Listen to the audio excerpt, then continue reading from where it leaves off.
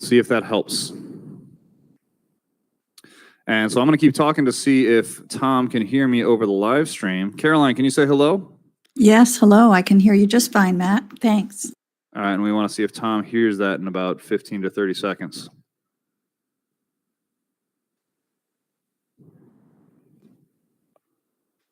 Are you hearing anything, Tom? All right, I'm going to go troubleshoot with Tom for a few seconds here. Give me just a moment. This is the joy of live production. Let's see. So, are you just muted? No, we're good. We're good. Okay. The joy of troubleshooting live. It's great. All right, so welcome everybody. At this point, we're going to get started. Okay, so welcome to the Next Evolution. It has been, as you can tell, a little bit since we've been on stage. We had a couple of events going on. So for June, for those of you who weren't here, we had a demo day event where we had actually more than 150 attendees come, and they were able to try over a dozen different immersive technologies with all sorts of content. We are incredibly thankful for all of those volunteers who helped make that event a success, as well as those who came to demonstrate. In July, we had a social-only event at Midlane Esports, which was a pretty awesome venue, and we plan to do some future events there as well. So if you're not familiar with Midlane Esports, you should check them out. They're at 2741 North Milwaukee. But tonight, we are here to discuss immersive technology and the hospitality and tourism industry with the experts that know and understand the needs of that industry and are building the strategies and solutions to support them. Oh, I gotta mute. I guess we can't mute that. Never mind. Sorry, I lost my place. Give me just a moment here. So anyway, I'm supposed to introduce myself. Hi, I'm Matt Wren, for those of you who don't know me. I'm the founder of VR Chicago and the Next Evolution. We started this event series in 2017. I'll say that my passion and expertise kind of crosses a whole lot of emerging technologies, and that's all I'm going to say about myself. If you'd like to know more, this is an open networking event. Come and talk to me afterwards. And for those of you in the virtual space, please feel free to reach out to me on LinkedIn, or we can connect otherwise. With that, this event is the Next Evolution AWE Night Chicago. It is and always will be 100% free to attend. That said, it is not free to produce. Please consider donating to help keep this programming possible. But that said, the other thing that you heard me mention is that this event is also AWE Night Chicago. We work with AWE. There are more than 30 AWE nights all over the world. If you are able to, you should consider attending AWE European Union 2024, which is coming up. We do have a discount code. I'm going to leave it up there for a little bit so that people can grab it if they want to see it, because I do know we have some folks in Europe who are both presenting for us today and in the audience. With that said, this code will give you a 20% discount on tickets. You should consider attending all the Augmented World Expo events. There's one in the United States, one in Asia, one in Europe.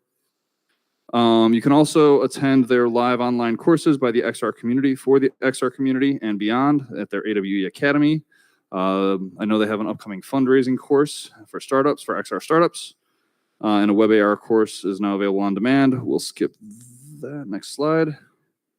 That said, I wanted to take a moment to actually acknowledge our location that we are hosting this. Rob, do you want to come up and introduce 2112? Oh yeah, that's right. I'm bringing you up right now. So we do our live event in two different locations. This is one of them, when we're doing the live in person, and Rob will introduce our venue for the evening, 2112. Just grab either one of those microphones and turn them on. Oh, you muted them? Hey everyone at the virtual world. Welcome to 2112. We're the first of its kind incubator focused on the development of entrepreneurship, film, music, and lifestyle brands. So hope to hear from you all, and you can find all our information online. Thank you. All right. Love when he keeps it quick. This is a great venue. We have an office here. It's an awesome place. You should check it out. We do have to acknowledge our other location that we do host, which is our location sponsor, 1871, Chicago's Technology Entrepreneur Center. We'll be hosting our events for the next 2 months there. But without further ado, I would like to introduce my virtual host, Caroline Dennis, and I will hand it over now to Caroline to introduce herself. Hey there, everybody. I'm Caroline Dennis. I am at 2 Degrees, and I work at the intersection of Web3, immersive technology, blockchain, and a lot of emerging technologies. And I won't go into too much detail, as Matt said, but what I do in addition to VR AR Chicago is I'm also a part of XR Women, which I'll share a little bit about in a minute. And I'm also part of a community called Symphony, and we're a let me start that over. A sustainable smart city incubator. That's a mouthful. And I'm interested in a lot of different things. So I'm really excited to be here tonight, excited to have our guests. Let me also share that we also have a partner. It's XR Women. And I've been a member of XR Women on the leadership team now for going on 3 years. XR Women is a community of 700 women from almost 60 countries.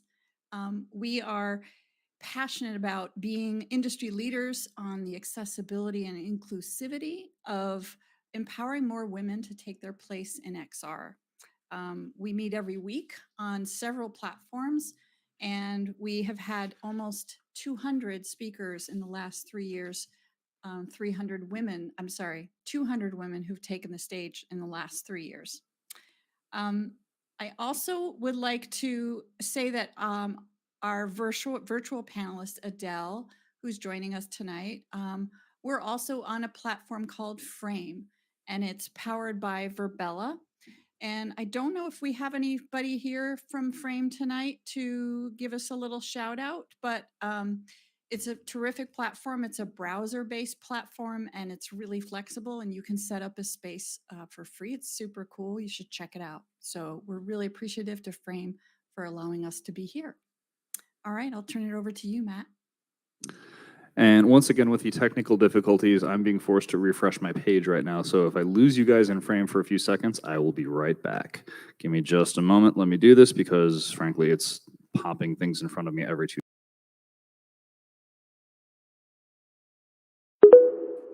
And there we go. I'm back. Shall I I also love that it Matt? says updates are ready. Refresh your page and check them, and it's still doing that. So I'm just gonna get myself reset, and we'll get going. And I'll share my screen again. Sorry about that, folks. Okay.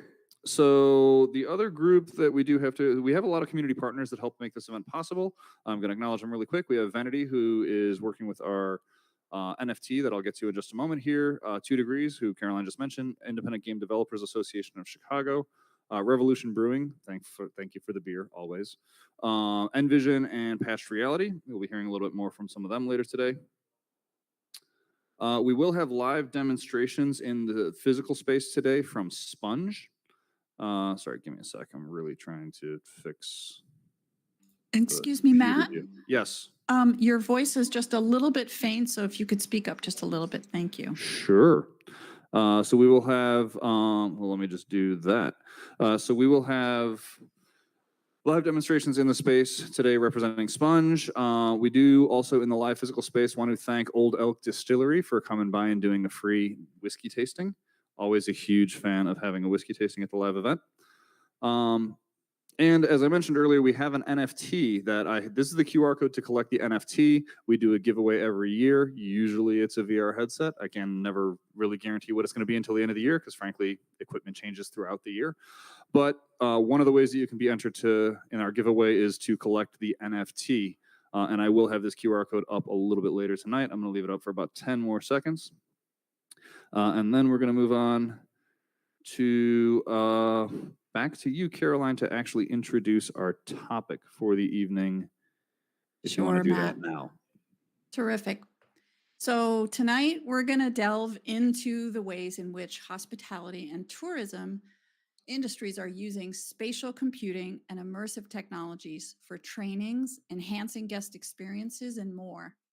Virtual tours and previews help potential customers choose their destinations, be it a city, a hotel, amusement park, event venue, or restaurant. VR and AR can upsell customers by allowing them to visualize benefits of higher end experiences. Virtual concierge services offer assistance at any time from any location, helping guests with choices and navigation. Augmented reality displays provide detailed, interactive information that enhances decision making. Tonight, we're honored to have our 4 distinguished speakers who are at the forefront of these innovations. Adele Keene is COO and Creative Director of Invisar. Ron Swidler, CEO for the Gettys Group, and Patrick O'Shaughnessy and Tim Hogan. They're going to be here to talk to us about their role with the project called Sponge. And they both have companies. Patrick is the founder of Patched Reality Inc. And Tim is the Chief Creative Officer of Tim Hogan Creative. So this should be really interesting, and I thank you all for being here. So let's dive into the exciting world of immersive technology in hospitality and tourism. Matt, now you can introduce our first speaker. Sounds good. And with that, Ron, can you come and join me on the stage? Pick either of the 2 microphones that you see up there, turn it on. So Ron Swidler, with a passion for pioneering innovative approaches to hospitality, Ron identifies new strategic growth initiatives for the Gettys Group and helps usher in the future of hospitality. And so Ron, just tell me how and when to advance slides. I'm aware we have a ton of slides up there. But oh my God. I should probably stand there and do it myself because there's so much to go through. Ready to go when you say, just say next slide. I'm going to be saying that a lot, so you're just going to have to look at me. So yeah, hey, Ron Swidler, Gettys, just happy to be here. Thank you. The Gettys Group is a global design and development company based here in Chicago. We have offices in Manila and the Philippines as well. We're known primarily as a design firm that's designed most of the hotels in Chicago and a lot of hotels elsewhere around the world. But the thing that I'm here to talk about, you can advance it, thank you so much, is the Hotel of Tomorrow project. This is an industry think tank that we started in 2004. I'm going to tell you quite a bit about it very quickly, and then you can find out more online, or you can contact me and we can talk some more about it. Okay, so go ahead and advance. Thanks so much. So the HOT project is a think tank that we started with the basic premise that there wasn't enough opportunity for people in our industry to get together and collaborate on the future. The hotel industry, as you guys probably know, is heavily siloed. A lot of people work within their own brands or within their own companies on single projects. They try to advance thinking one project at a time. And so we were saying that the industry needs a place for people to come together. So we have owners, operators, consultants, brands, universities, manufacturers, everyone coming together. And we've been facilitating workshops over an extended period of time now to be able to conceptualize the future. I'll take you briefly through the why, how, and what, and then we'll show you some examples of the work. So yeah, basically, as you guys, everyone online in this room knows, technology is advancing so quickly. The hotel industry is not. If you're paying attention to the hotel industry, basically hotels renovate every 7 years, and that's your one chance to have some new thinking. So we wanted to be informed at a faster pace than that. The other thing is that hotel industry doesn't usually look beyond its own industry for inspiration, so we wanted to bring in people from other industries. We were the facilitators of all the collaboration, and we wanted to create an opportunity for people to experience the future, not just talk about it. So we'll show you examples of how we did that with VR. So we built a think tank. We created an online inspiration library. We facilitated a whole series of online events. We launched a global design competition with university students from around the world, and we built a shared experience in VR, which I'll show you guys. But the basic notion is that hybrid work is right now being defined primarily by Zoom calls and Teams. And we said instead we were going to build a virtual platform for people to come together, and then hosted a series of meetings in Altspace VR in an airship that we created. And I'll show you what that looks like in a bit. So we first start by studying all the change forces, all the things that are changing how consumers think about hospitality, how we communicate with one another, how the world is changing, and then we tried to take those significant changes and ask the brands, ask the owners, ask the operators, what do you think the future holds for the industry, and how might we plan for it into the future? You can advance through these pretty quickly. There was just a whole series of steps that we had to take in order to do this. We bring people together, we conceptualize ideas, we refine those ideas, we present the ideas, we tested the ideas with 70,000 travelers in order to find out what would people be willing to pay for, and how much would they be willing to pay for a new kind of hospitality experience. And ultimately, we published some of the results of those concepts. You can advance through the game diagram. So the HOT project is made up of influential collaborators, curated experiences, and exclusive content. Something like this requires a lot of sponsors. It was our job to go out and find people who wanted to be a part of this, create a whole membership group. As I said, there's over 300 members. The scholars, the HOT scholars, are the students from around the world who participated in the workshops. These curated experiences, I'll take you through a bit of that, was the design collaboration. Getting hundreds of people together in both synchronous and asynchronous collaboration sessions is very difficult. It's very difficult, as you guys know, in an online platform as well. And we ran this through the pandemic as well, which was particularly challenging. We hosted a series of events online, never once in person over the last 2 times. Before that, we were meeting in person. Costs a lot of money to host events in hotels, but go hotel industry. And then we created lots of exclusive content that we'll talk about in just a minute. So go ahead and advance. Just some notes around the influential collaborators. These are some of our sponsors, although it looks like things got a bit funky. You'll recognize some brands, some manufacturers, some tech companies like NVIDIA, who is one of the sponsors and participants utilizing their Omniverse platform. And Meta was involved, and we were able to tap into some of the ways that they're thinking about the future of their software and their hardware. Anyway, you can move on from that.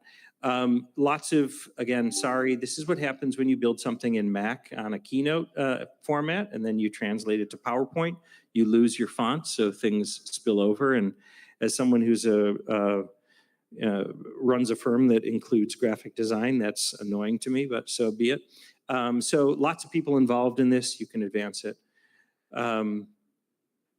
And then schools from around the world, in the Netherlands, in France, at Cornell University Robotics Lab, Finland, Paris for the EM Lyon campus, and Breda University also in the Netherlands. And their participation wasn't just in the design competition, but it was also doing research as to how the VR experience felt to our owners and operators and other participants. You can advance it. So go ahead and click through. This just talks about the next thing, which is the experiences. So we used a really interesting site called Battery that was developed by a friend of mine called Chad Reynolds. Sorry, we weren't ready for that one yet. This was an online collaboration site that was being used for synchronous and asynchronous collaboration. So it's a problem that we're all dealing with, right? So how do you bring people together and share ideas and build on each other's ideas in real time, but how do you also have a place where people can go that's a secure location and they can post additional ideas? So this was part of the facilitated collaboration, and then people were generating ideas and sketches and things and leaving them there for the rest of the people who were involved to layer on their additional thinking. You can advance this. This is a video that won't run right now. That's my buddy Max Luthi. He was the president of a company called Origami Air. We built the airship in Altspace VR. It was a pretty difficult build, and for those of you who ever worked in Altspace VR, You know that there were cloning problems where you had to limit the total number of participants. You couldn't put 300 people into one environment like an airship. So we had to clone the ship to have multiple versions in order to host events there. It's just one of the drawbacks associated with VR right now. You can advance it. This is what the ship looked like from the outside. Again, a video that won't play for you guys. Thank you so much, Microsoft. But inside the airship was a library of concepts. It was also a stage and environment for people to present. Everyone who participated actually showed up as avatars that they got to participate in the presentations and listen to the presentations. But it was very, very interesting to see what happens when you bring together a whole bunch of people as avatars and get to, for the first time, experience interacting with people as an avatar. And so we had the training process alone of getting people comfortable interacting in AltSpace VR with a headset on was really challenging. But we did believe, as I was suggesting earlier, that the future of the hospitality industry is going to include some forms of virtual meetings. And those virtual meetings won't just be utilizing Zoom or digital technology to see one another on a flat screen, but be able to interact with one another in some more three-dimensional style form. So this is where we built the airship in order to let people experience it firsthand. You can go on. I'll show you a little bit about the exclusive content. So utilizing Battery, we built an online library of thousands of ideas. When you ask people to contribute their thinking around the future of anything, you have to educate them first as to what's been going on in the industry or outside the industry that they might not be aware of. So we built an online library, and we had all of the students from these universities who were participating contributing articles and insights from everything from 3D printing and holography and everything into a categorized meta tag library that anyone could do research then to understand what were the emerging, changing kind of ways in which we can deliver against guest expectations. You guys are following me, right? Because I feel like I'm talking a million miles a second. Okay, go ahead and advance this. So this is what the library looked like. It's all organized by categories. This category is architecture and planning, and there's hundreds of ideas around how the future of architecture and planning is changing utilizing technology. And again, what are we doing? Why are we doing this? Because we want the brands, frankly, to be more aware of changing consumer expectations. We want them to be more aware of how architects and designers are thinking about design and how they're designing and what tools that they're using. And this was a way of demonstrating that. Go ahead. We also partnered with Material Connections. It's the world's largest physical library of material technologies. This is a place that you want to know how Nike built the shoe that's all made out of woven thread. They have all the contact information for every manufacturer. FlyWeave is the name of it, for how they did all of that. So if you wanted to know how do you use antimicrobial, viral materials and coatings, they have the resources for them to go to. So we didn't just say conceptually things are changing. We actually provided contact and context for all these manufacturers. You can advance it. So we looked at multiple industries. You can advance, thanks. And then we looked into particularly things around eco-innovation. The hospitality industry is incredibly wasteful. So we are looking for alternative materials that can be more organic. You can advance, thanks. Lots of there's some fly knit stuff for you. New ways that we manufacture, because think about it, it isn't just the materials that we're using in hotels, but how are we making things? How are we burying technology? How are we addressing comfort? This is diagrams of you can advance it, how we ran the online competition. By the way, has anyone ever run an online competition, design competition before? It's a pain in the ass. Can I swear on, is that okay? We say that it's appropriate for all ages, but. Okay, good. Yeah, there was no PG rating on this one. But it was very difficult to run an online competition and generate a lot of ideas. You can advance it. This is the winning team from Haaga-Heilongjian University. I can't pronounce their names. You can go on. Their concept was how to take meeting spaces and convert them into virtual and actual spa experiences. As you guys know, if you're in the hotel Hey, industry, Ron, I'm going to ask you to start wrapping. okay, go ahead. Lots of other universities submitting ideas, and then some concepts. These are the main change forces that we were asking everyone to think about. Go ahead, and I'll take them one at a time. Go ahead. So the big ideas that came out of the most recent one was how robots and automation can change the hotel experience. This is a definition of it. This is a concept that was developed. You just went by the money shot there. This is a concept for hotel guest rooms with a lot of flexibility and technology integrated. You can go on from there. So we not only conceptualized ideas, but we generated images to support them. The way that we sense and satisfy guests are going to be very different. This is a suite concept with a lot of sensors built into it, and you can advance past that. Rebuildable buildings focused on modularity and construction, and robotic and automation construction, and 3D printing. You'll see an example of the way that robots are doing assembly and reassembly. Restorative resorts was around the future of checking in and feeling better when you leave than you did when you arrived. This has to do with modular housing or guest rooms within underutilized spaces in hotels. You can advance it.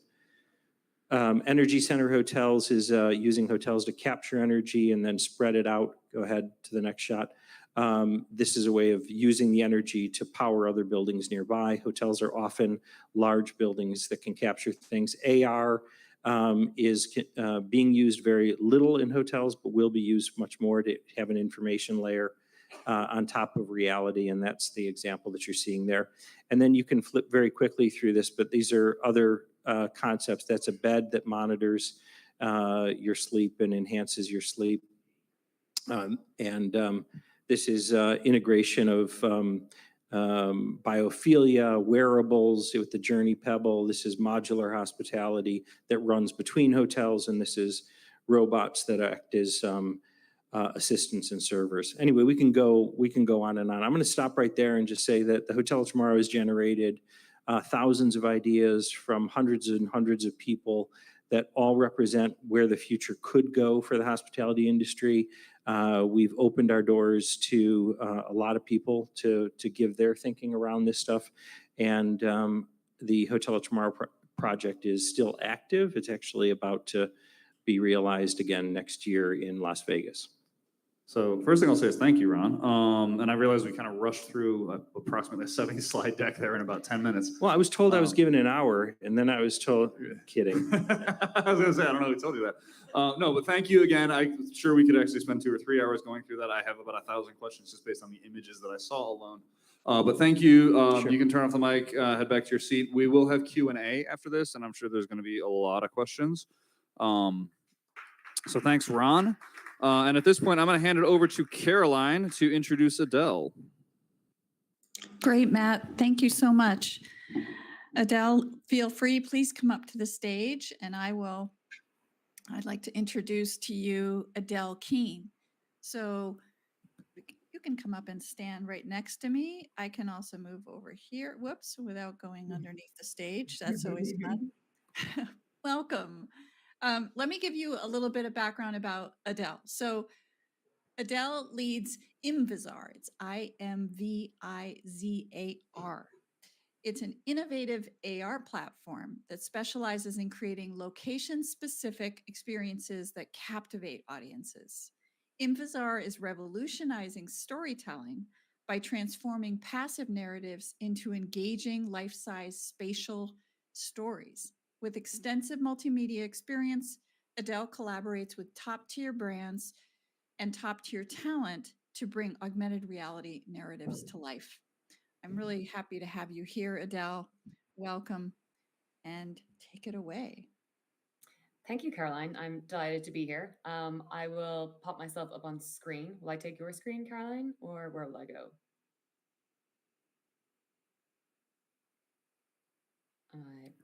Yeah, there we go. And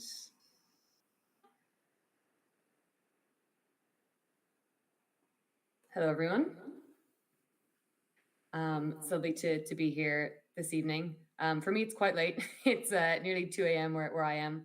I'm based in the south of France, so happy to tune in and join you all. Just before I begin, Matt or Rob, could you confirm how long I'll speak for, just to make sure that I don't go over or under? We'll give you 7 to 10 just because Ron went so far over. Yeah, no, that's totally fine. I can keep things short but cohesive. So thank you for the introduction, Caroline. So my name is Adele Keane, and I am the COO and Creative Director at Invisar. I'm going to talk to you a little bit about what I do at Invisar and what we do in the tourism space. So I'll begin by actually showing you a video first, and from that we'll explain the concepts of what we do. So if you could play the video, please. It's 1 minute long. All right, Tom, are you ready to open mic so that they can hear it? So you might have a little bit of trouble hearing the video in the virtual space, but it will be playing, the audio will be playing along with it. So here we go. That's okay. I didn't know if you had to open the microphone into virtual so they could hear the audio. You're fine. Here we go.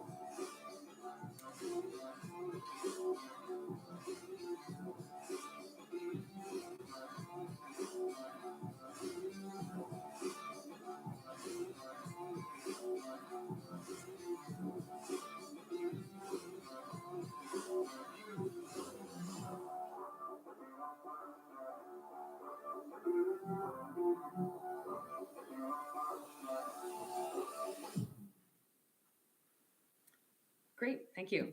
So at Invisar, we create location-based augmented reality experiences all over the world.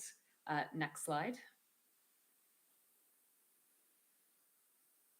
We have our own global experience platform called Invisar. You can download the Invisar app on your phone on both iOS and Android, and we host nearly all of our location-based experiences on this app. We have created experiences in the tourism industry and visitor attractions in Ireland, other places throughout Europe, Australia, and also in the US. We're actually currently working on a new project in Chicago, which is still under wraps, so I can't give away too much information, but I'll keep you posted as more information becomes available. You can see on screen here some of the clients that we've worked with. In Ireland, we've worked with a lot of big visitor attractions, including Spike Island, which is Ireland's version of Alcatraz, the RHA Gallery, and then we've worked with some big corporate clients as well, such as Salesforce and Grant Thornton. In terms of when we're working with more corporate clients, we're not focusing on tourism per se, but visitor attractions in the sense that it's employee engagement and allowing employees to connect with their workspaces as if they were visiting a visitor attraction. Next slide, please. To date, we have created over 80 spatial storytelling experiences all across the world. Because everything we create is location-based, it's set in a certain place, whether that be in a city, outside, inside a museum. Everything is location-based, meaning it's contextually relevant to where the story takes place. You saw in the demo reel, we've turned some statues, brought them back to life. We've converted buildings into art exhibitions. You name it, we can do it. At Invisar, we create everything in terms of working with clients to understand the stories that they want to tell, coming up with ideas of how spatial storytelling makes sense, and create everything internally from 3D modeling, animation to AR development. Next slide. So to explain that just again a little bit more, at Invisar, we create these experiences ourselves. We have our own studio, but then we host them all on our own platform. We like to think of ourselves like a Netflix for AR. So when we're working with our clients, instead of having to create new apps for every single location, everything is hosted on our own platform. That means when you go discover a new city, you can download the Invisar app, open your phone and take a look around you and see what spatial stories are available to discover near you. For some of our bigger, more corporate clients, we sometimes create their own apps for them, but most things that we do in the tourism space and hospitality space are all hosted on the Invisar app. So next slide. An analogy that we like to give is that Invisar Originals is our studio work, and Invisar the platform is like our version of Netflix. Next slide. So then to focus on our three areas, tourism, education, and employee engagement are the main areas where we focus on. In terms of the tourism industry, we're always working with our clients to figure out how can we get visitors more engaged in spaces. Every location has a story to tell, and a lot of stories happened in places. So we're always trying to marry that idea of how can we bring a story to life and ultimately make it more exciting for visitors, no matter where they experience these stories. In terms of tourism, often we're trying to engage families with young children to bring history to life, to make things more exciting for people who are the more digital savvy natives. So that can be kids that are as young as 3, 4, and 5 years old, and also adults who are in their 30s and 40s. We've had great success with a lot of our family-friendly experiences. Usually we're trying to bring stories to life in a fun and creative way. We're always tying in education with storytelling. So how can we educate people on different events that happened in history, but in a slightly gamified way? And in terms of gamification, that could be that within an AR storytelling experience, you have to complete a task or have different forms of interaction, or it could be that there's a storytelling experience in the AR trail. So at a lot of our tourist attractions, there could be 10 different points of interest, and the visitors have to complete all 10 stops to unlock a prize. So we're always focused on slight gamification in order to get people engaged in our experiences. Education is quite core to a lot of the things that we do. In general, in tourist attractions, they're always trying to teach and focus on that edutainment. So marrying storytelling, digital entertainment with education. But we also have worked with some education institutions. We're currently working with a large university to teach their students different types of physics through kinesthetic learning. And then last but not least, we also work in the employee engagement sector. So some of our clients include Grant Thornton and Salesforce.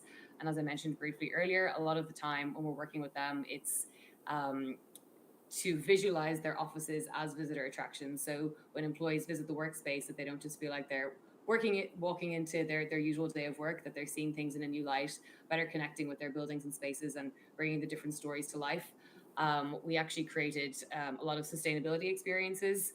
So allowing different employees to understand the sustainability practices that their workspaces are bringing to life. So in all of these, we're using storytelling, technology, and education, and marrying that together to create spatial storytelling experiences for everyone all over the world. So thank you, everyone, and looking forward to some questions. Thank you, Adele. Back to you, Matt. Thank you, Adele. And with that, Tim and Patrick, you guys want to make your way up to the stage? Awesome.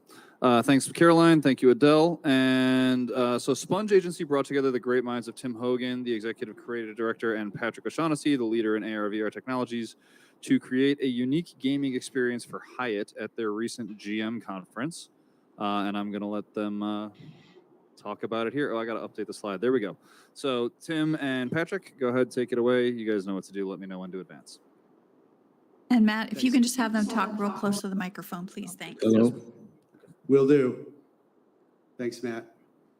These will be decidedly less dressed up than the two previous presenters. We kind of cobbled something together for a slide. Speaking of graphic design in slide form, prepare yourself.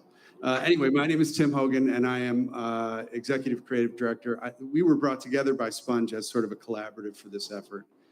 A colleague of ours was engaged by Hyatt to come up with a experience for their GMs that we'll get into. My role is, as a Executive Creative Director, is to look across the brand and make sure that the experience is consistent with what they're trying to achieve, visually, tonally, and experientially.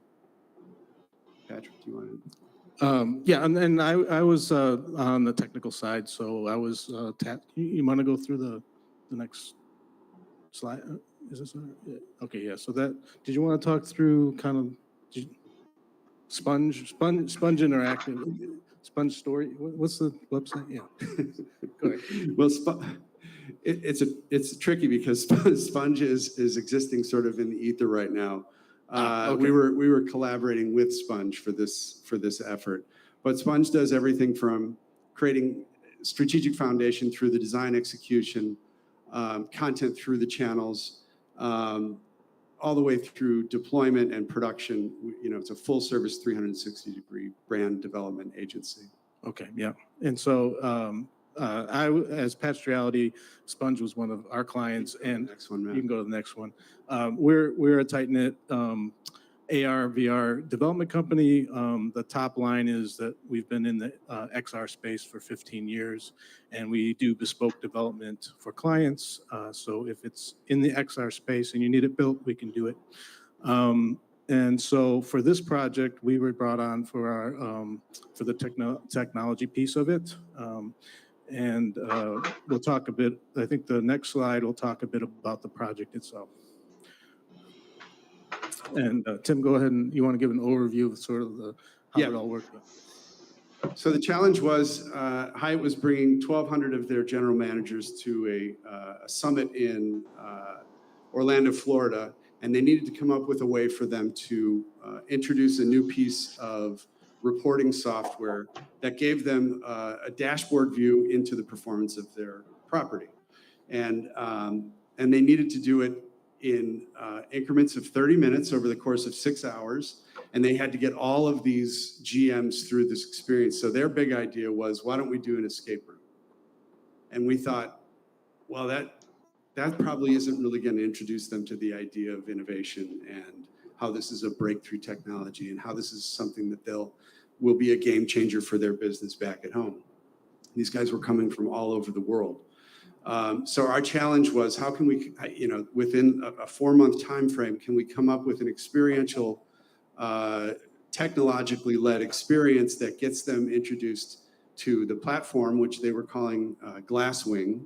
Glasswing is a proprietary software that reports on all of the health of their business, from night to night to length of stay, everything that would inform them from a GM standpoint on where they can optimize in real time. And I don't think I'm giving away any trade secrets with that. But our solution combined AI, motion graphics, augmented reality into this 30-minute experience. And we broke it into 3 games, 3 specific games that were housed at kiosks in these large 40 by 40 foot spaces that we dressed out. We had a ballroom within one of their larger ballrooms within their Hyatt resort in Orlando. And we had to figure out it was just a puzzle. We had to figure out how to get it to work with a limited time, limited budget. And so we brought together guys like Patrick, myself, Mina as a project manager who's in the audience with us. There was game designers, and we all had to sort of figure this project out together. I think that's pretty much the setup for you. Go ahead, go to the next slide. Yeah, so why don't we play the video and then we can talk through a little bit more about the technical details. Do you have that video, Tom? The game clock is set. You may begin.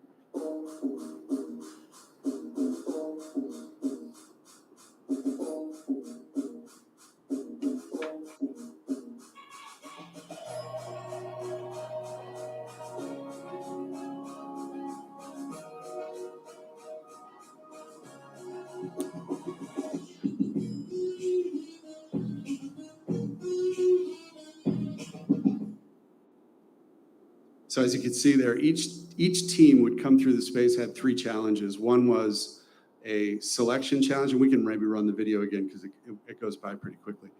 But a selection video, and these were HR training tools for them to really get to understand the Glasswing software. But one was to encourage them to recognize repeat customers, and so it was a matching game, and it would tell you different things about their preferences so that you can anticipate their needs as a GM. The second game was run through Matterport, which Patrick will talk a little bit about. And the third was a physical cube puzzle that we had them have to collaborate to put it together. So 2 challenges. First challenge was get to understand Glasswing. Second challenge, do it in a way that encourages team behavior, agile behavior. Yeah, and so go to the next slide. Yeah, so the interesting challenge of this, and I thought a really creative part of it was that Hyatt has all of these, obviously for every property, they have a Matterport scan, or not, maybe not every property, but quite a few. And so we were able to, through the Matterport SDK, actually gamify a Matterport space that existed. So this was, because of the budget and the time frame, we came up, well, Sponge came up with the idea, and we said, well, I don't know, we've not worked with Matterport, we'll see if we can do that, give us a week. And it turns out we were able to do this interesting scavenger hunt in actual, oh, there we go. We were able to do this scavenger hunt in an actual space with the actual Matterport existing 3D scans. And so, this is, I thought it was an interesting use case of how you can actually make training fun for people. And I don't know if Tim mentioned, the other thing was that there were 6 different pods all playing these 3 games all at once, and they all needed to be synchronized because the teams were sort of, they were competing, but they were all also feeding into a leaderboard that all, like the whole team shared. So it was about both competing pod to pod in these 6 different pods, but also everything accumulated to the end to try and get the whole, like how many waves were there? Like, I think there were 6 waves. yeah, 6 waves of 6 pods. So like 36 groups of 10 people went through this. Yeah, and the way that we chose to sort of synchronize that was to create an AI generated host that we called Crystal, because she looked like she was made out of crystal. And the design of her was built on this idea of glasswing, which is a butterfly metaphor. So we sort of tied these little Easter eggs in, even through the Matterport experience. As you see a screen, if there's a screen in the space, and we had 3 different spaces, a lobby, a hotel room, and I forget the third, restaurant. Yep. She would be speaking to you as you go along, giving you hints. And the questions would all be related to customer service, tips and tricks that you need to understand to use the tool and to better understand how to serve that particular scenario. And so we created her in Midjourney, and we activated her voice in HeyGen, and then we brought it all together with After Effects to create these perfectly timed videos that would launch the experience, get people to understand what they were expected to do and collaborate together. And then she would peek in between each of the games. So the 3 games, she would come back, congratulate you on your collaboration, tell you what the score is from the leaderboard, and it would take you through this thing in exactly 30 minutes. And so, yeah, and the way that we made sure that each pod was done in lockstep was we created our own WebSocket sort of communication layer. So each pod was signed in, and we had a control panel, and I can show people the demo in the back afterward for the people here, so that everything happened in lockstep. And I thought you were actually at the event. I heard it went quite smoothly. And, Yes, and people really enjoyed it. Yeah, they did. In fact, the CEO of Hyatt was in the last wave, and we weren't expecting him to show up. And so he came in with the C-suite, and everybody panicked. But because these things tend to break when the CEO of Hyatt comes through the experience in the last phase of the day, and it went off without a hitch, so much so that they wanted to roadshow this as an HR tool and a team building tool. And so that's something that they've been proceeding with. This was in last December, when we did this in Orlando. Yeah. So, we can skip that slide. I think that's pretty much the project. And if you're interested, I can show a demo at the end. And we'll take questions in the question All period. right, so why don't you guys actually just grab a seat on the couch, share a microphone. Ron, if you can come up, grab one of the microphones. And thank you, guys. And so Adele, actually, what I'm going to do is in the virtual space, I'm going to turn the slides off on the center screen so that both Caroline and Adele can grab a screen. Yep. And Adele, if you want to come back up to the stage again, that would be great. And so here's how Q&A works, just so you guys are aware. We have some questions and answers. We can get things started. But the way the Q&A works, we have multiple different audiences here. So we have live in-person audience. We have a virtual audience. We also have people watching on AWE's YouTube channel. So ultimately, the way this all works is, like grade school, raise your hand, wait to be called on. When you are called on, if you're in the virtual space, at that point, open your microphone just to ask your question, and then please close your microphone. And we do want to get to everybody, so please only ask one question. Don't ask a question for 2 minutes. Try and keep it brief and actually get to the point of what you're asking. You can direct a question to any one of our presenters or to all of them as a group. And so while I always like to say, okay, cool, we'll see who the first brave one is to actually raise their hand. But before we do, I just got to ask Ron, because you went through a ton of information really fast. What was the general, did you get pushback from the industry? I mean, you guys were throwing out a ton of concepts there. How much of that were you getting major pushback from the actual hotel industry people? So thanks. I mean, that's an interesting question. Anytime you're conceptualizing the future, you're going to get some pushback. Most of the pushback had to do with getting too close to ideas that were already in incubation within the existing brands. But the basic idea is that the industry recognizes that we need to change and innovate, and they looked at it as a collaborative tool that included many people, and it does represent just lots of people's view on where the industry can go. My guess is that if we asked everybody right now online to share where they think the industry could still improve, we would get lots of answers. So all we were doing was trying to address some of those future concerns and try to have some visuals to support some of those ideas and technologies. All right. Do we have, Caroline, you can see the virtual space better than I can, so please let me know if you have questions in the virtual space. I have one right here in the front. I'm actually going to walk out and give you the microphone because we don't have a Q&A microphone. So here we go. Thanks for presenting. Thanks for presenting. I have a question on the Hyatt project. What were the KPIs that they were looking to address? What sort of ROI metrics did they have in mind to sort of see whether the investment in such an experience was going to move the needle? It's a great question. The KPIs were really less specific around enrollment or adoption, and more around did we pull off a day in which people better understood on the exit from the entrance how this tool worked and how it could benefit their business. Am I forgetting a KPI that was involved, Mina?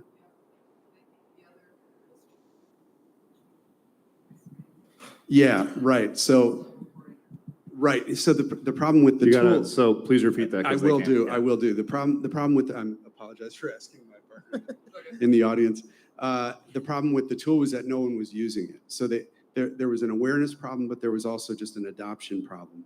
And so I have not seen what the results of the effort were, but I know that they felt like people were more prepared to implement management of the tool afterwards. So really vague on the KPIs, unfortunately. All right. Ron, go ahead.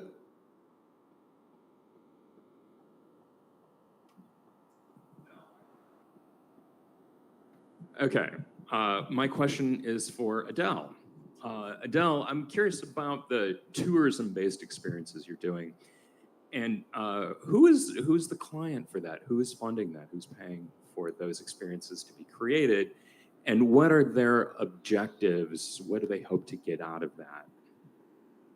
Yeah, great question. So in the tourism industry, our clients tend to be the visitor attractions themselves. So if it's privately owned, it's whoever runs the visitor attraction.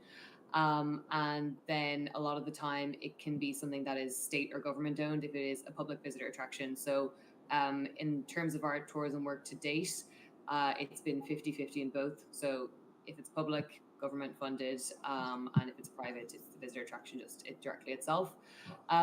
Ultimately, what they're trying to do is improve the visitor experience. So to ultimately, like, the end goal would be great to increase footfall, but it's to increase people's positive experience at their attraction. A lot of families tend to find their children can get bored and aren't interested in, you know, looking at statues, reading panels. So it's to offer something new and exciting for the younger generation, get them engaged, get them excited. Also allowing people who are on their phones anyway to do something more meaningful with that technology. We've seen a big shift in the last number of years from to the bring your own device trend. So visitor attractions now are looking for visitors to show up with their own phone and use that to go on a self-guided tour, versus in the past it used to be all about, you know, renting your headset. So we've seen a big shift in that, and that's what our clients are demanding. Then in terms of other needs they have is allowing people to, through a digital experience, have something in the moment and also afterwards. So in the moment, they can use their phone to engage with the world, but then afterwards they have photos or videos to take home, which then they can use for social sharing. So there is that form of user-generated content to allow people to look back on these experiences later on and have those memories. I think we cut out for a second there, so hopefully you got all of that. Yeah, we heard you there. That's Great. great. Did everybody hear in the main audience? Yes. All right. Yeah, we could Great. hear all that. There was just a little bit of an audio feedback for like 1 second. Great. Great. Okay, so I got another question. I'm going to throw this one again at Ron, just because you popped one slide up there that said augmented reality and mentioned the fact that you're going to start seeing this a lot more in the hospitality industry. I'm curious, where do you think we will start seeing this more in the hospitality industry, and more specifically, like, how do you see this being implemented? What do you see being the barriers? And what do you really see being the benefits of it? Okay, so I think Adele is actually doing a bunch of the stuff that we just talked about, which is great. But here are some of the common problems that exist within hospitality. In larger hotels, being directed to a meeting space, for example, can be challenging with wayfinding. And so we wanted to layer on an AR layer that would direct people to where they were going, and even have an AR AI chatbot to be able to help them once they've arrived, and then had a handshake with the Wi-Fi network. Language translation is a problem, and even size of font is a problem. One of the things that we looked at was the ballooning aging population. A lot of seniors have a hard time seeing things or hearing things. So we were using your handheld, like Adele was talking about, as an amplification mechanism. But one of the most fun use cases was many hotels have had significant things that have happened historically within that same environment. You know, President Obama walked across that lobby and spoke on that stage or whatever. So the idea was to use your own device to time travel back to the moment when that person also occupied the space, or something else significant happened, just as a way to add another layer of entertainment, if you will, on top of the existing space. So the one thing I'm going to press on this, like, just for 1 second, because it seems like a lot of what you're talking about is definitely the guest experience. Has there been a whole lot of looking into like immersive technology, virtual reality, augmented reality for the employees, for training, things like that? Yeah, so Hilton has been running for the past 3 years an AR, VR training module in order to anticipate guest needs and train against those future guest needs. You can set up lots of scenarios inside of AR and VR as training tools for front desk, for housekeepers, for kitchen, even something like they were using it for setting housekeeping trays and gamifying the speed at which someone in the kitchen needs to be able to set that tray and set it appropriately. So yeah, so a shout out to Hilton for embracing that technology. And they actually demoed some of that for us as part of the Hotel of Tomorrow project. Excellent. Hey, Matt. Yeah, we I thought have I a saw a question come across in virtual. Go ahead for it. Go ahead, Caroline. Sure. I'm gonna let Stephen Kirk ask this question. Stephen, did you want to unmute? Sure. So just briefly, I'm curious if any of our final two speakers there in terms of the gamification, had worked with any puzzle or game designers as you were going about building that experience? Yes, I mean, we have game designers on staff at our company, and we also worked with another company. What was the? Yeah, big.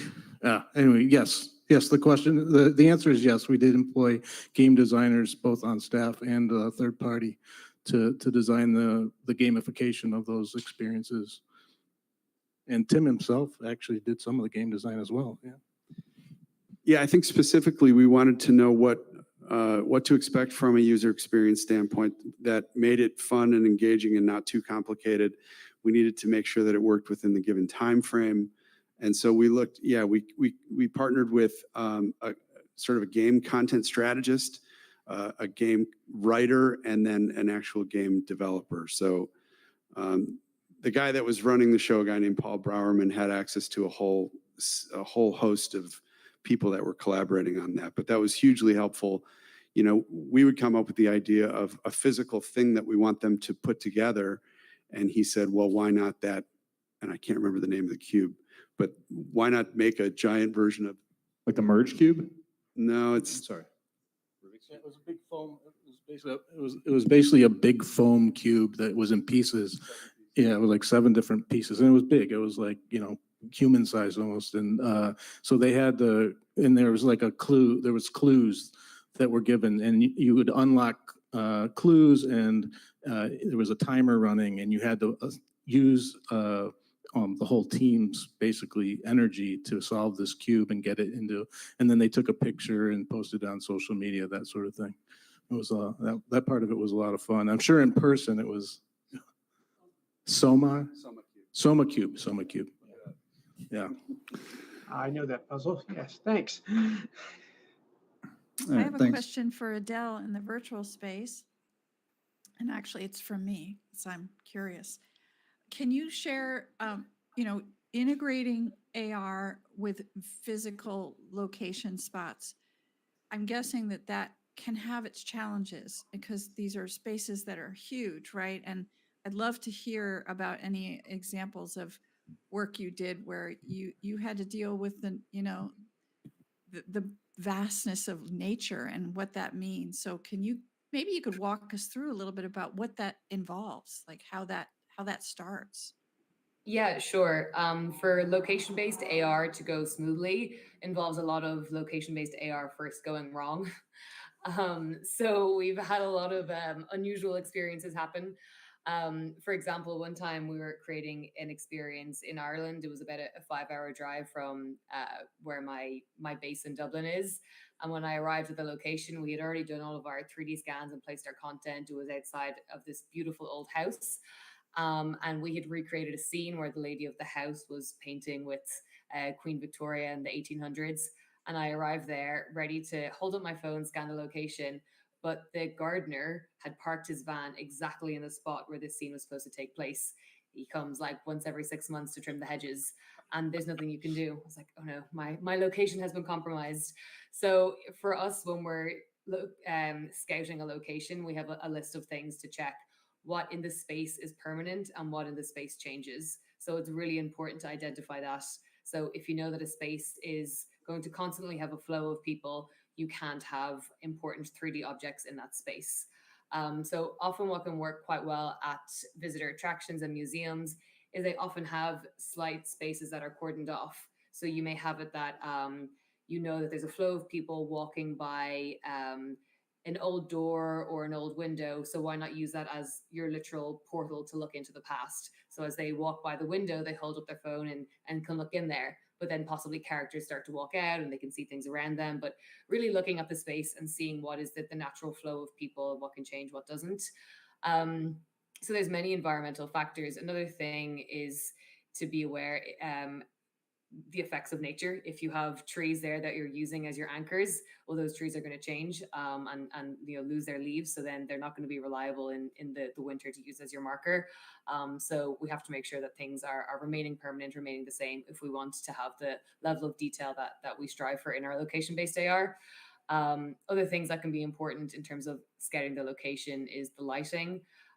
We've had some of our AR experience that have been set to exclusively work at nighttime. We were working with an art gallery for a nighttime exhibition. So we had to do extensive testing on multiple devices at nighttime to make sure that the phone could understand the space under those conditions. So there's many different factors, and it's really through trial and error and having our set list of things to look for that we've really nailed how to scout a location.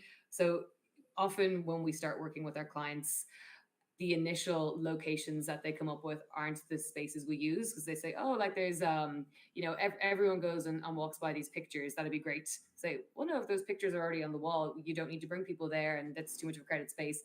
Wait, turn around, like what's happening in this empty space over there? Like, oh, well, nothing. And you're like, well, what's that object? Oh, there's a cool door there. And you start to look at spaces in different ways. So it's always important to think, why does AR add value here, as opposed to just, this is something cool and let's put AR on top of it. So there's the different layers of like, is the location suitable? And then does the story make sense in this space? And then trying to marry those together and making sure there's, no reflective surfaces or things that change. Yeah, I love that idea of helping clients, and I can hear it when Patrick and our other speakers are talking about undertaking a project like that. It really is about first the vision of what they have, and then helping them understand how is that going to be manifested, right? What that is going to look like, and that's going to change their image of what they thought was going to be the thing they were going to, create an augmented reality. So I do feel like that's a journey, right? It's a user story journey that everybody needs to go through. And Totally. what a cool experience it must be on the client side, just to be able to say, I went through this with someone. I created that, whether absolutely. that be the game or whatever. That starting point of the initial idea that they know they want to try some sort of new medium to tell a story.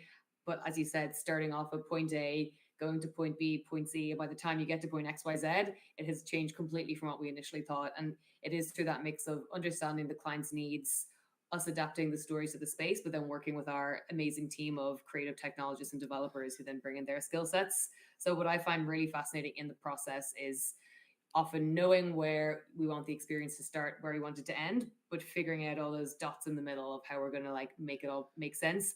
And really what's quite important is to weave it into the entire visitor experience, so that this AR story trail doesn't exist in isolation, that when visitors arrive at a visitor attraction, they're told to download the app, they're told to look out for the different signs, and that they're brought on that journey from the get-go, as opposed to as they're walking through an attraction, seeing small signs or QR codes and not being sure and having uncertainty. It's really giving them the confidence that this is a path that they should go down.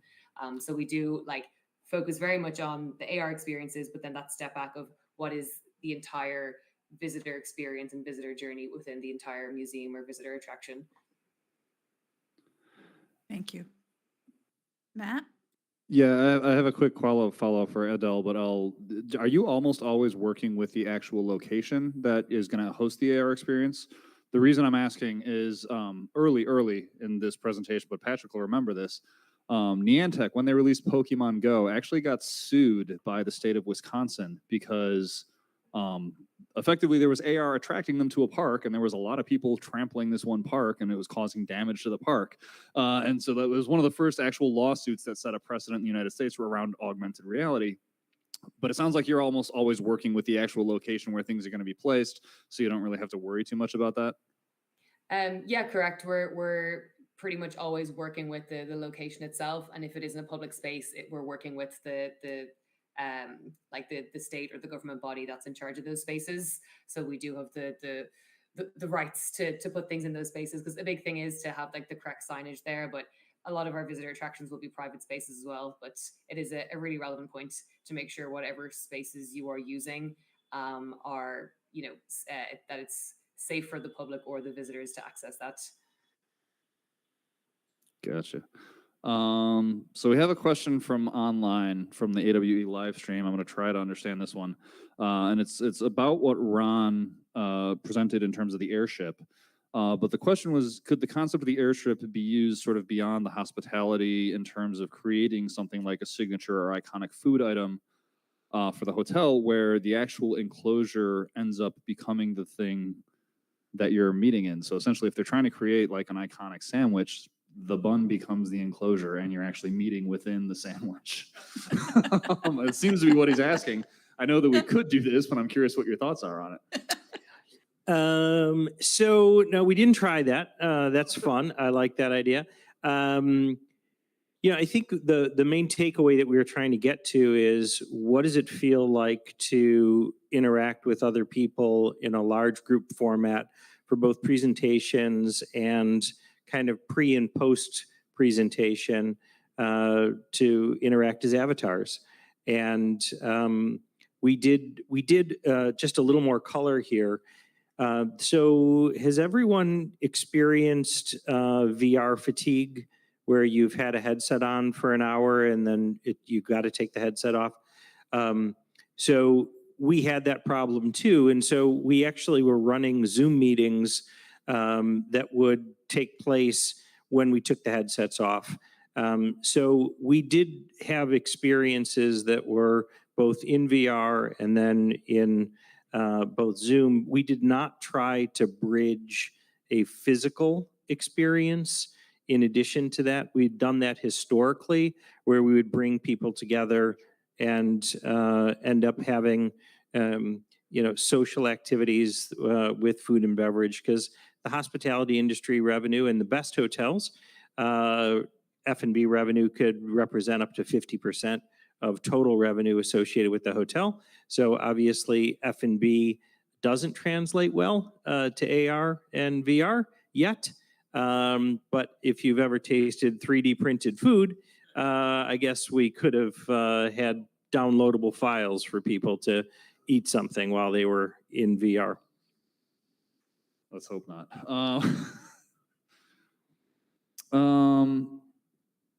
Sorry, I had a follow-up there, and I wanted to throw a question out to that, but I lost my train of thought, unfortunately. All right, really quick. So the thing I wanted to ask you, Patrick and Tim, actually, in terms of the actual experience, was that initiated by the hotel or was that initiated by Sponge? Who was kind of the original, like who sort of went to who with the project to actually get that initiated? Because as we know, in a lot of cases, the industries are hesitant to really jump forward on these types of technologies. It was them. No, it was Hyatt. They knew they wanted to have a sort of a marquee moment that would bring together all of the GMs in some capacity. As I mentioned at the start, they thought that would be an escape room, something real, decidedly low-tech, lo-fi, human interaction, which we definitely wove that through the experience. But yeah, this was something that was on their slate. I think that's why I'm having trouble answering the KPI. When you're getting the request from the VP and he's answering to the CEO, they're like, I don't give a shit I don't care, what it costs. Just make sure that people are entertained, that they're engaged, and that they're figuring out how this tool works for their own business.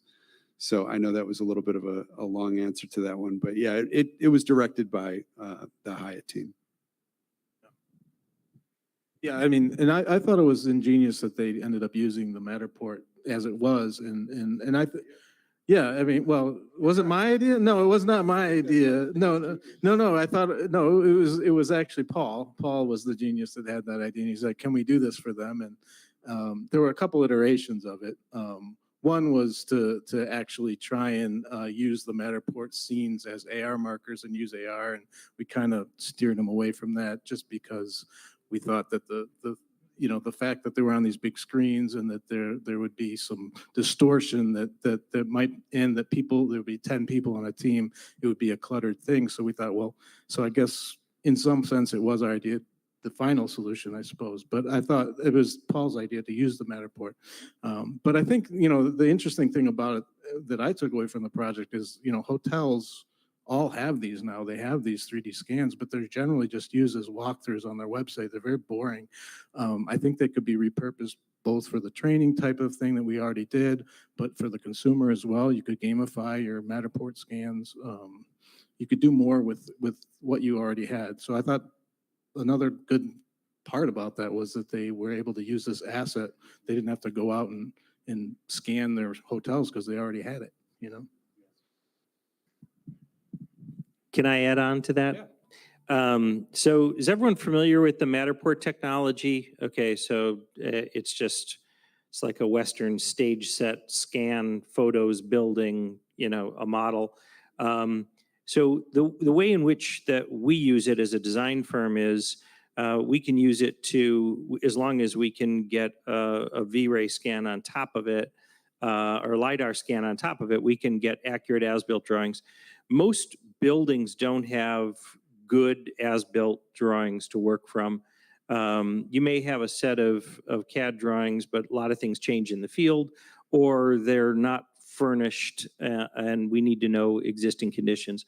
So we're undertaking a strategic initiative with one of the hotel brands right now to be able to use Matterport scans because they're more and more affordable as a way of documenting present condition of hotels. But ultimately, that's still a pretty stupid model when you compare it to what NVIDIA is doing right now with going from a scan on an iOS, you know, iPhone 14 or 15 to a fully interactive 3D model.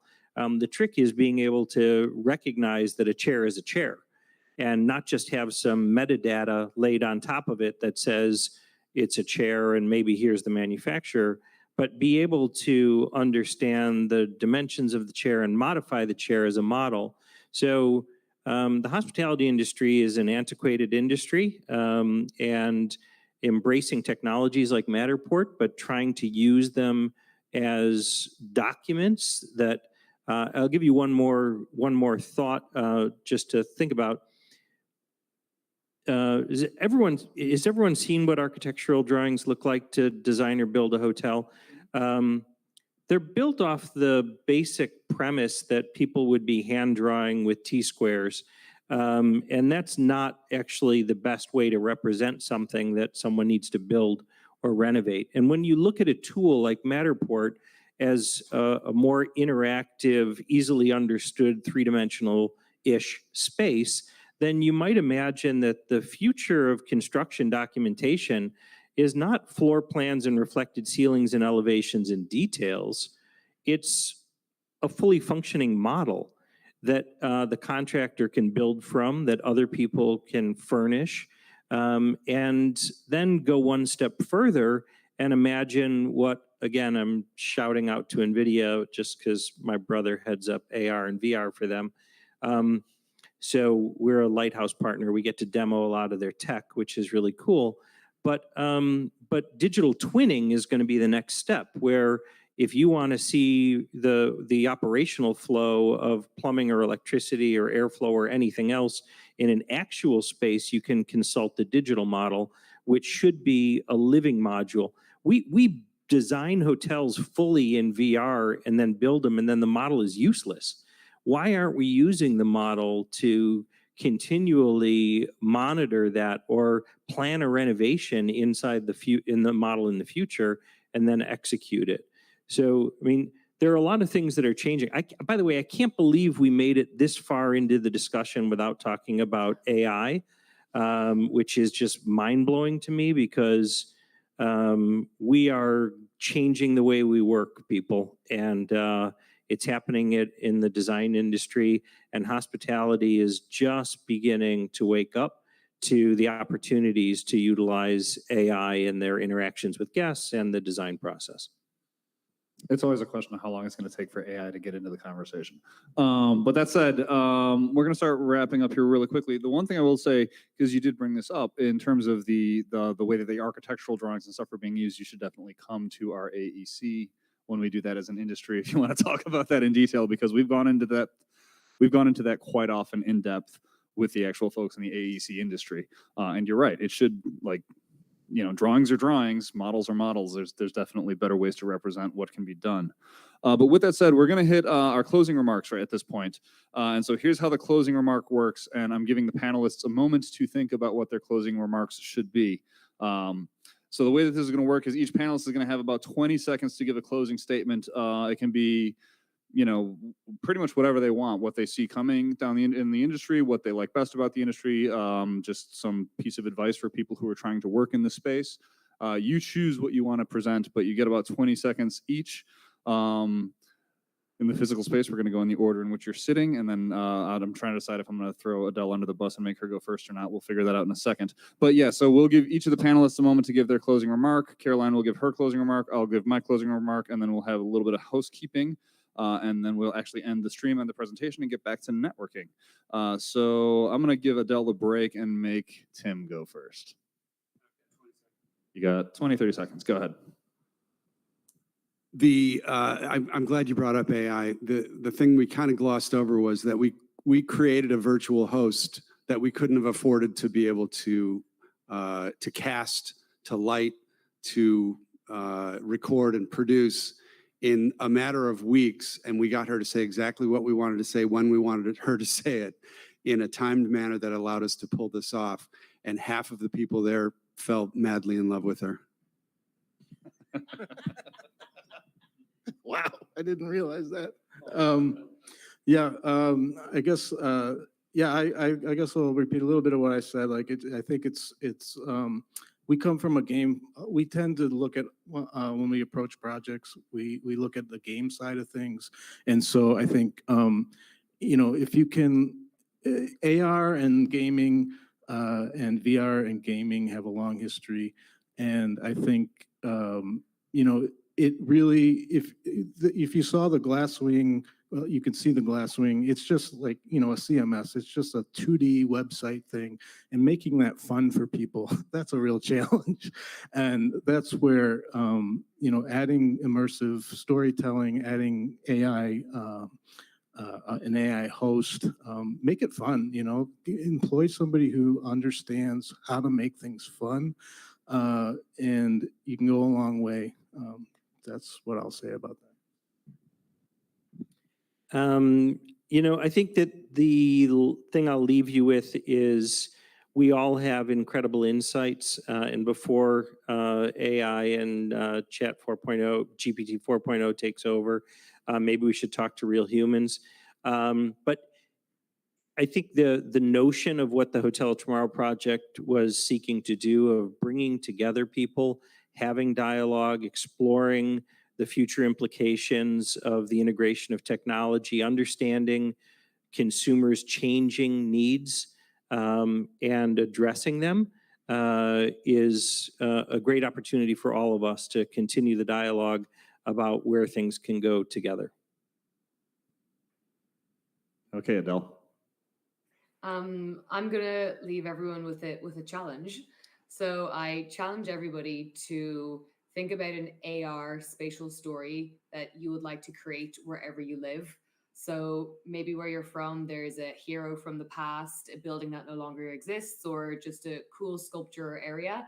Challenge yourself to think of 3 different stories that you would like to bring to life. And then once you've decided on what you think would be something that visitors would like to experience, come and let me know what that is, and I will help you bring that to life.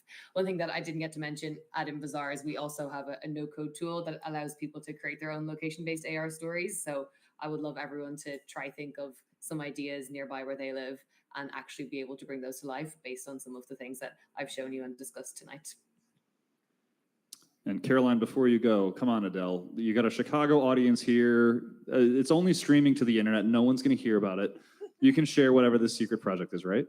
I can't just yet, but if I make my way to Chicago in the coming weeks, I'll keep you all posted.